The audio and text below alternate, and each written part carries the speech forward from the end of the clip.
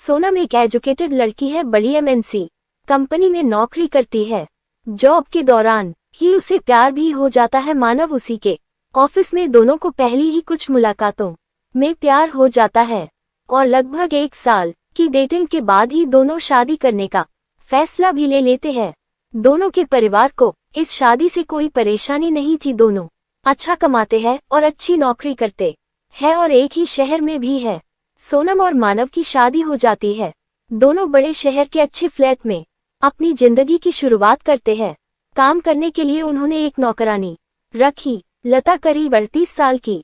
सोनम ने उसे काम पर रखते हुए ही अच्छी तरह से सारे रूल्स बता दिए थे। साथ ही उसे ये भी कहा कि अगर वो यहाँ रहना भी चाहे तो रह सकती है।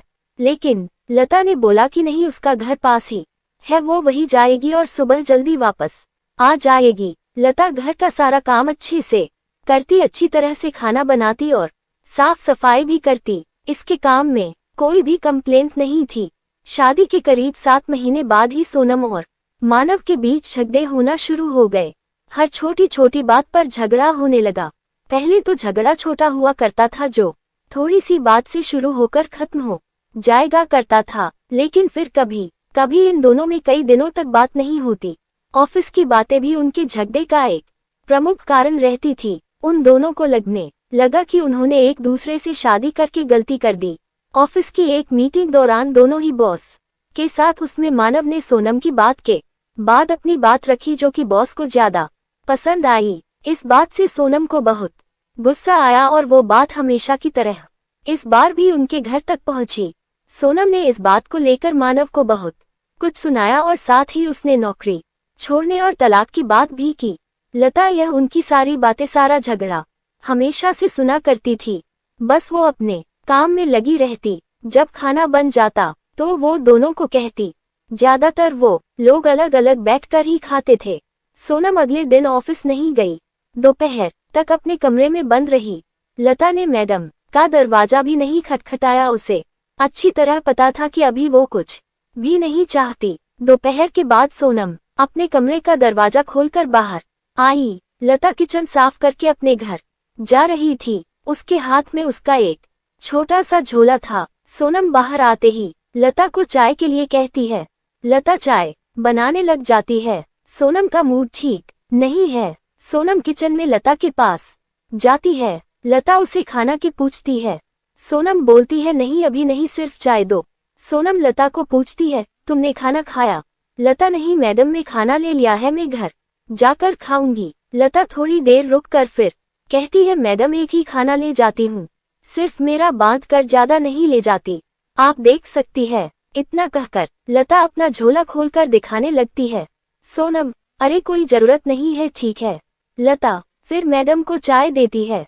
लता को थोड़ा सा डरा हुआ और झिझका हुआ देखकर सोनम उससे और बात करती है। सोनम, अच्छा लता तुम कहाँ रहती हो? मैडम यही थोड़ी दूरी पर ही मेरा घर है। सोनम, तुम्हारे पति क्या करते हैं? लता, वो कुछ नहीं करते मैडम, वो अभी कुछ कर नहीं सकते। लता थोड़ा रुकती है और पलक झपका कर कहती है, उनको लकवा आया है, उनका बायां शरीर काम नहीं करता, ठीक से बोल भी नहीं पाते। सोनम, अरे तुमने कभी बताया नहीं, फिर घर दवाई ये सब तुम ही संभालती हो?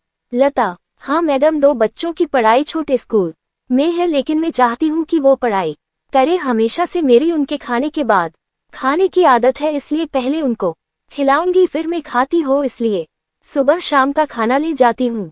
सोनम लता की बातें सुनकर हैरान रह जाती है। उसे पता नहीं था कि लता इतनी साहसी है और कभी भी उसने अपने चेहरे या काम से ये लगने नहीं दिया। लता फिर कहती है, मैडम मैं आपसे कुछ कहना चाहती हूँ, आप बुरा ना मानो तो। सोनम ने तुरंत ही जवाब दिया, हाँ कहो ना प्लीज। मैडम अभी हमारे पास जो होता है हमें उसकी कद्र नहीं होती है, समय कैसे बदल जाता है पता भी नहीं चलता है।